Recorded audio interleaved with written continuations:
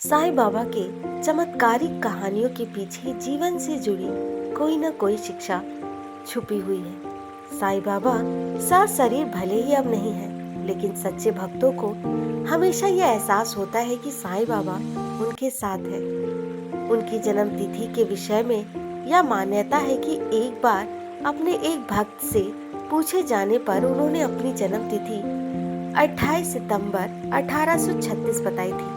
इसलिए हर 28 सितंबर को उनका जन्मदिन मनाया जाता है। इस मौके पर उनके जीवन से जुड़ी कुछ दिलचस्प कहानियां सुनाती हूँ। भोजन में सभी प्राणियों का हिस्सा सिड्डी के लोग शुरू में साईं बाबा को पागल समझते थे, लेकिन धीरे धीरे उनकी शक्ति और गुणों को जानने के बाद भक्तों की संख्या बढ़ती गई। साईं बाबा शिरडी के केवल 5 परिवारों से रोज दिन में 2 बार भिक्षा मांगते थे।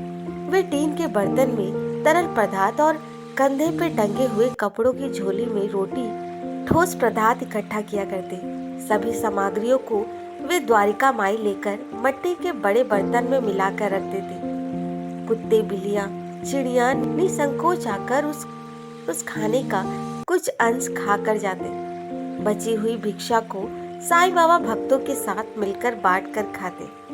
वो कभी भी कुत्ते का अनादर नहीं करते।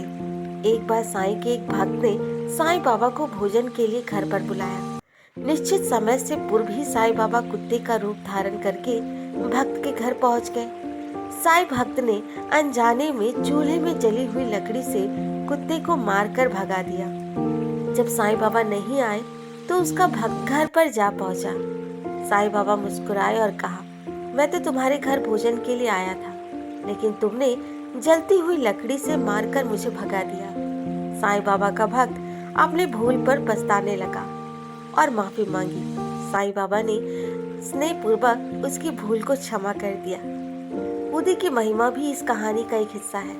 उदी की महिमा से संतान का सुख। एक ऐसी कहानी। लक्ष्मी नामक एक स्त्री संतान सुख के लिए तड़प रही थी। एक दिन साईं बाबा के पास अपनी विनती लेकर पहुंची। साईं ने उसे उधी यानी भभूत दिया और कहा, आधा तुम खा लेना, आधा अपने पति को दे देना। लक्ष्मी ने ऐसा ही किया। निश्चित समय पर लक्ष्मी गर्भवती हुई। साईं के इस चमत्कार से साईं की भक्त बन गई। जहां भी जाती साईं की गुण गाती।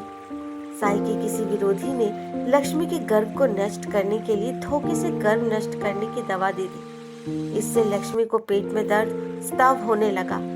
लक्ष्मी साईं के पास पहुंचकर साईं से विनती करने लगी। साईं बाबा ने लक्ष्मी को भभूति खाने को दिया। लक्ष्मी का रक्त स्तंभ रुक गया और लक्ष्मी को सही समय पर संतान सुख प्राप्त हुआ। दोस्तों, ऐसे ही चमत्कार साईं बाबा के और भी कई हैं। तो आज की ये जानकारी कैसी लगी कमेंट बॉक्स में जरूर बताएं। और हाँ, मेरे चैनल को लाइक, शेयर, सब्सक्राइब करना ना भूलें। धन्यवाद।